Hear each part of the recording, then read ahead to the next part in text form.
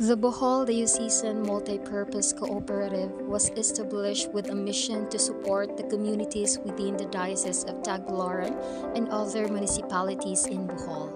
The BDMPC has seen growth significantly and now serving as an open-type cooperative that caters to the entire province of Bohol and beyond. Its development over the years has included the establishment of multiple branches and multiple offered services. And now, we will be witnessing an insightful interview session that will provide us with additional information and a deeper insight about the Bohol Diocesan Multipurpose Cooperative. Good afternoon, everyone. Today, we have the privilege of diving into one of the cooperatives here in Bohol, particularly in Tubigon, which is located in Barangay Tinangnan, Tubigon, Bohol. The Bohol Diocesan Multipurpose Cooperative, or BDMPC. Founded on the principles of community empowerment and financial inclusion, BDMPC has been a cornerstone support for the people of Bohol, Philippines. Joining us today is one of the employees from BDMPC who will share insights and overview of their history, VMJs, services, and impact within the community. Without further ado, let's get started. Good afternoon, ma'am and sir. We would like to show our gratitude by lending us your time to be the representative of BDMPC as our interviewee for today. So I have a couple of questions to ask. Let me know, ma'am, if you're ready. Yes, we're ready. Sir? Maybe. Ready. Okay. So to start with, could you provide us with an overview or history of BDMPC and how it was established? Okay. BDMPC established, I think, if kanang iguan ang Bohol Diocesan Multipurpose Cooperative sa imo makita din sa signage, so na-establish ito ang April 15, 1992 po na itong first General Assembly. But before na nigawas ang Bohol Diocesan nga name, so na siya two cooperative nga behind ang name. So ang first cooperative is ang Bohol Diocesan Consumer Cooperative. So na-organize siya, I think July 2, 1982. Then, ang isa ka cooperative is ang BCSMPCI, which is, I think, mga PACS teachers na siyang mga member.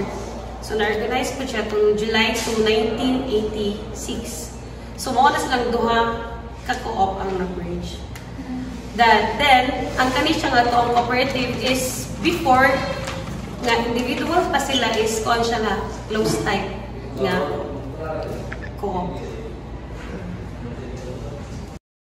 Thank you for joining us as we explore the mission and services of the Bohol Diocesan Multipurpose Cooperative.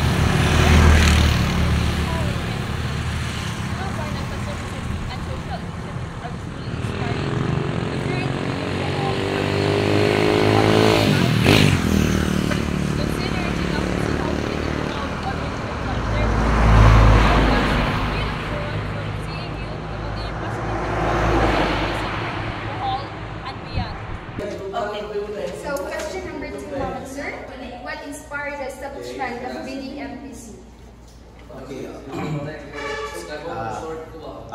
Ang isa sa naka-inspire sa atong kooperatiba is ang pagtabang sa atong members nga nanginhanglan o isa pa dili lang sa mga financial nga pamaagi kundi sa mga napamantay lain nga offer nga services nga makatabang pa sa atong mga membro.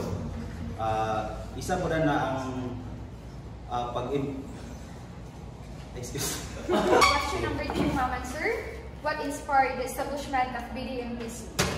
So isa sa mga naka-inspire sa atong kooperatiba ang pagtabang sa atong membro nga nanginhanglan kay sa una before pa na so ang BDMPC is a close type siya nga cooperative. So motong nag-merge ang BDMPC mo nag-open siya sa open co-op para sa tanan nga nanginhanglan. Isa pa sa katong kaya po nga katong naay capacity nga bayad. So isa na sa atong mga ikinahanglan po sa atong kooperatiba kay ang atong pagtabang nila isa kay isa po na siya kay ang uban ng mga co-op is kanang lending, diba, so magpalawang, but ang essence sa co-op is cooperative is to helping each other by helping. So, aside aside sa cooperative, sa ato diri is dili lang ta nag-focus og wala man ta nag-focus og loan lang.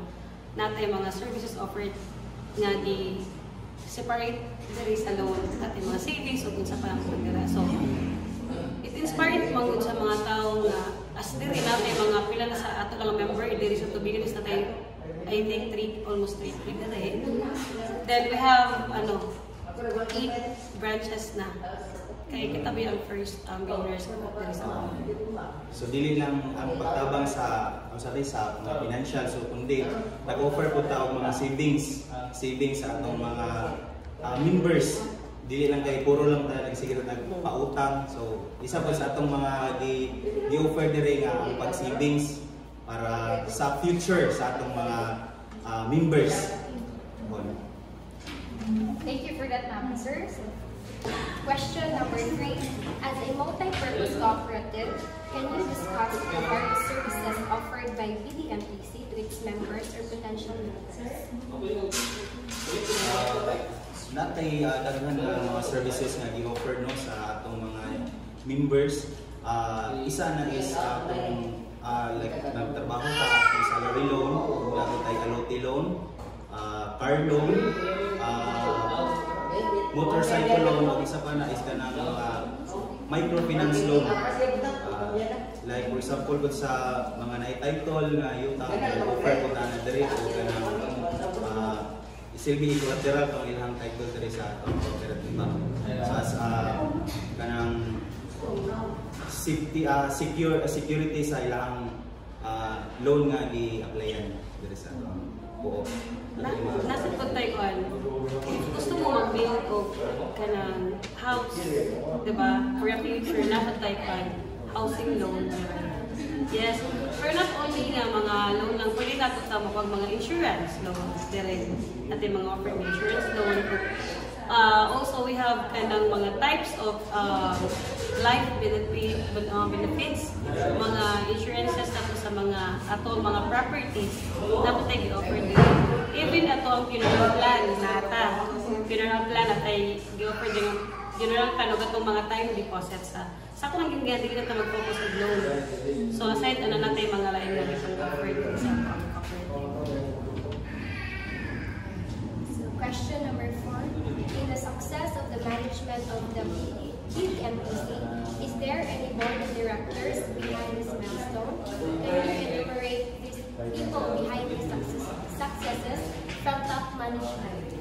Okay, kung when we say mga top management, so natay 18 ka mga branch head, division chief. So ako lang i-state ang mga board of directors. So kani sila mo yung active no kay as you can kay bawal naman gid mo nga atong board of directors mailisa na siya every election. So karon nga election ni sila ni ang mga nidaog no. So atong magsugod sa atong chairman, so atong chairman is si Monsignor Jeffrey Manalog, atong vice chairman is si Father Robert Roa, atong members sa board of directors ko si Father Elias Gabre, si Father Leonard Grado, Father Barcelona Romeo, members of the board po si Mrs. Winifreda Flores, Mr. Felix Garan, Mr. Nicandro Pagaran, and si Mrs. Marieta Gasatan. So, kung mabantayan ninyo natay ka ng mga pare. So, sa atong policy, manggod sa atong board of director natay dapat upat ka ng press, then 5 ka layman. So, karon lidaog sila, but next year, mag-change na po ito board of directors. Question number 5, ma'am. Do BDMPC extend programs or charities to its communities? What are these? Okay. So, when we say charity program, daghan bitag charity program din. So, BDMPC not only giving kanang or lending money sa lain sa mga members, but we have outreach program. As you can see natin mga different committees. So, natay ICOM or mga inventory committee, mga election committee, or even outreach na sa dira. So, for example, natin mga outreach program if ever. Ato ang one of the committee or lungsod is magkuhan ng mga drive, kanang clean drive, o kanang naay kanang education natin mga mga scholarship program na gi-offer sa mga staff, anak sa staff, or even mga partner ng school.